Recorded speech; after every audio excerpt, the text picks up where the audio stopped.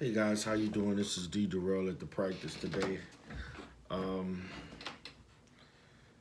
Basically, just want to talk to you about a host of different things, man. Yes, I do want to talk about the tragedy of the Amber Guyger case and the just the Botham family. It's ridiculous, man. It's ridiculous. All I can say is it's ridiculous. Um, just want to kind of summarize on a variety of different things, man. That's pretty much on my mind right now this morning as I get ready to start my day off. And I've been looking at various outlets on television and on Sirius Radio and YouTube and so forth, looking at people giving their input on what happened, how things occurred, and the verdict itself. And it's just it's just, man, we're in this country, man, and it's like, when is enough going to be enough, and when as a whole we're going to do something to change it. And the change is not going to come from us seeking white validation. The change is not going to come from us integrating. The change is not going to come even from reparations.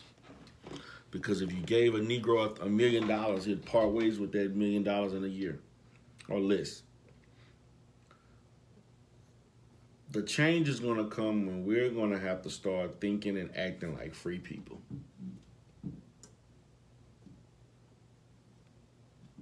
Free people that are independent of everybody except for our own community. Independent of ourselves from other people. Functioning and doing things for one another. And I know that we preach unity, unity, unity. We're not united. It's never going to happen. Well, the reason why it never is going to happen because we keep exercising in a system that doesn't allow it to happen. And until we can change our behavior, how we interact and how we function, both politically, socially, religiously, and etc., we're going to continue to have black people forgiving white folks for doing bad things to us. This is nothing new in our community that I want to have you to know. This is not nothing new. There are plenty of people within the civil rights movement who forgave white people saying dumb shit like they know not what they do. All we have to do is pray and God is going to make a way. We're going to have to just pray harder. We're going to have to pray for our enemies. The Lord said, love thy enemies just like thy neighbor. Well, first of all, they've always been our enemy, and they never have been our neighbor. And they keep running and running away from us every time we try to become their neighbor. We have to understand that in the system of white supremacy, fairness does not exist. In a system of white supremacy, fairness does not exist. So as a people, we're psychologically in prison because we continue to seek what we consider as equality and validation from the majority culture.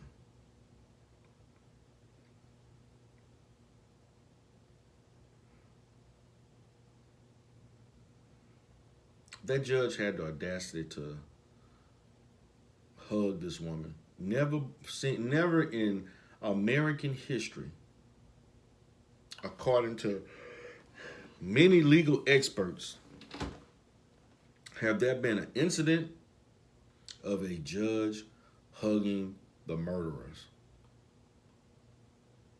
Never in American history. Up until yesterday, October 2nd, 2019, an unprecedented situation occurred where the murderer was seen as the victim.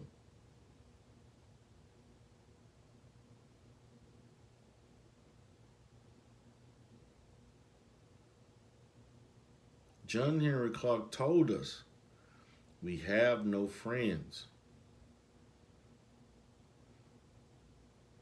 We don't have any friends. All we have is ourselves, and we don't want to be with ourselves. We want to keep seeking and seeking something that we will never get from other people. Why, if you want to be equal, you can't seek things from other people that you can get for yourself. If you want to be seen as equal. Because if you're equal to somebody, why are you trying to get something from them that you can get for yourself? Why are you trying to get validation from them when you can get validation from yourself? Black people, do you hear me?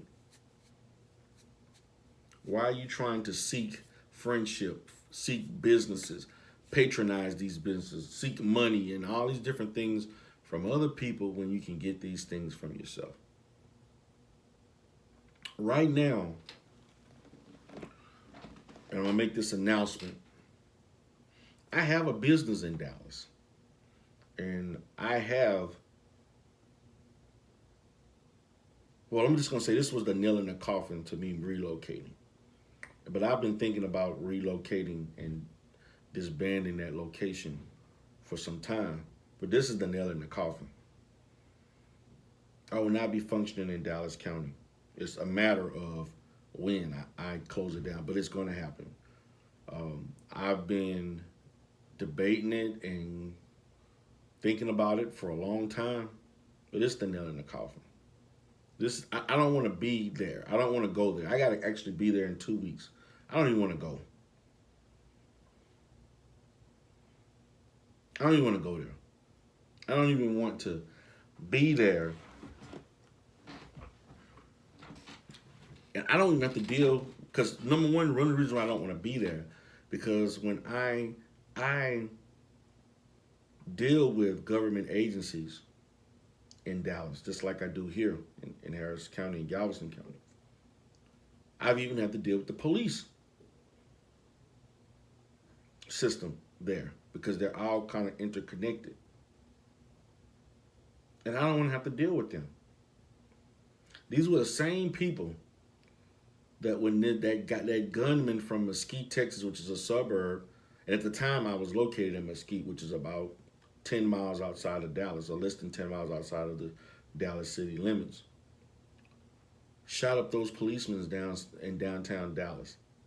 I don't know if I ever told you all this, conscious clientele, but they actually inquired and wanted me to come there for almost 2 weeks to provide counseling to the cops and the families, and to talk about multiculturalism and racial sensitivity. I refused.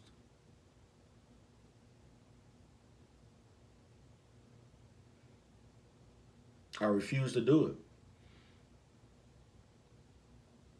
Because I'm not going to allow myself to be used. I'm not going to allow myself to be exploited to make it feel like we really care, we really like black people, and we have black people doing things, working with the police to make you feel good about yourself, that you're allowing a black professional like myself to come in and provide those services. Yes, I would have got paid a lot of money. I missed out on a nice grip declining it, but I didn't give a damn, because because my self-worth is worth more than money.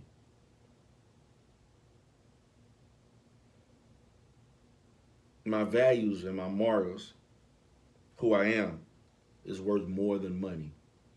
I wish more black people realize that your value, your self-worth is more than any dollar.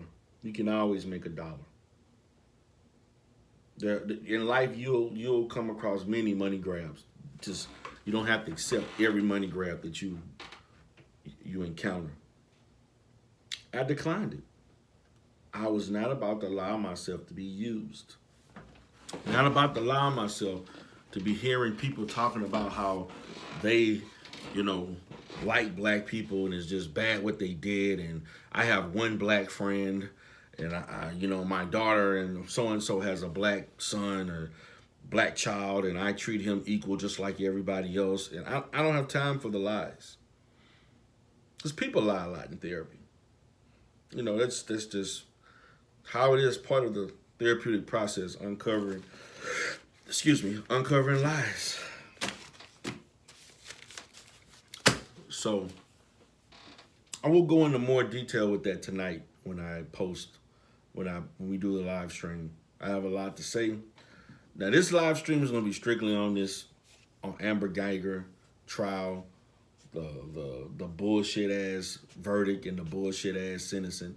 This chick, to be honest with you, is probably going to do 3 years at the most, because what's going to happen is she can do a minimum of 5 with good behavior.